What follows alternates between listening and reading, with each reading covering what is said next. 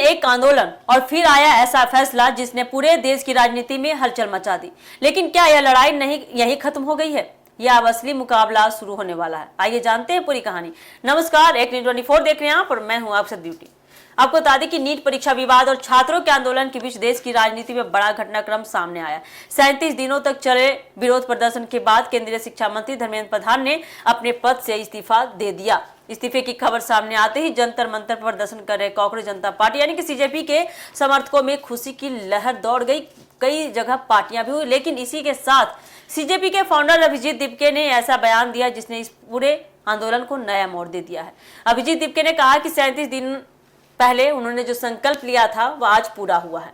उन्होंने आंदोलन के साथ देने वाले देश भर के लोगों का धन्यवाद करते हुए कहा कि यह सिर्फ पहली जीत है, अभी संघर्ष खत्म नहीं हुआ है। उनके शब्दों में अभी तो यह सिर्फ शुरुआत है, यानी कि अभी ये ट्रेलर है, आगे पूरी फिल्म बाकी है, आगे बहुत कुछ करना बाकी है। दीपके ने दावा किया कि आंदोलन के दौरान लोग लगातार कहते रहे कि सरकार इतनी आसानी से नहीं झुकेगी और शिक्षा मंत्री इस्तीफा नहीं देंगे, लेकिन उन्होंने अपना विश्वास नहीं छोड़ा। उनका कहना है कि यह इस्तीफा इस बात का संकेत है कि लोकतंत्र में जनता यदि डटकर अपनी बात रखे तो बड़े फैसले भी बदले जा सकते हैं। हालांकि उन्होंने साफ कर दिया है कि उनकी दो बड़ी मांगे अभी भी अधूरी है। पहली मांग उन छात्रों के परिवारों को 1 करोड़ रुपए का मुआवजा देने की है जिन्होंने कथित तौर पर परीक्षा विवाद और उससे जुड़े घटनाक्रम के कारण अपनी जान गंवाई। दूसरी मांग 20 जुलाई को प्रदर्शन के दौरान हुई पुलिस कार्रवाई की निष्पक्ष जांच और जिम्मेदार अधिकारियों के खिलाफ सख्त कार्रवाई की है। दीपके ने यह भी मांग की है कि आंदोलन में शामिल छात्रों पर दर्ज सभी मामलों को वापस लिया जाए।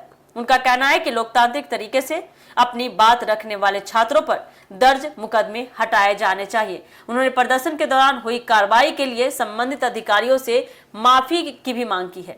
अपने संबोधन में दीपके ने समर्थकों से कहा है कि अगर एक केंद्रीय मंत्री का इस्तीफा संभव हो सकता है तो बाकी मांगे भी पूरी कराई जा सकती है। उन्होंने पीड़ित छात्रों और उनके परिवारों को न्याय दिलाने तक संघर्ष जारी रखने का ऐलान किया है और कहा कि आंदोलन अभी खत्म नहीं हुआ है। इधर इस पूरे घटनाक्रम के बाद सोशल मीडिया और राजनीतिक गलियारों में एक चर्चा और है, एक नई बहस भी शुरू हो गई है। लोग सवाल पूछ रहे हैं कि क्या अभिजीत दीपके अब आंदोलन से आगे बढ़कर सक्रिय राजनीति में कदम रखेंगे? क्या कांग्रेस जनता पार्टी भी चुनावी राजनीति में उतर सकती है?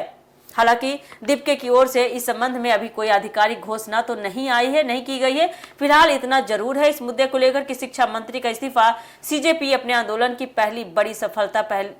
पहली बड़ी जीत मान रही है।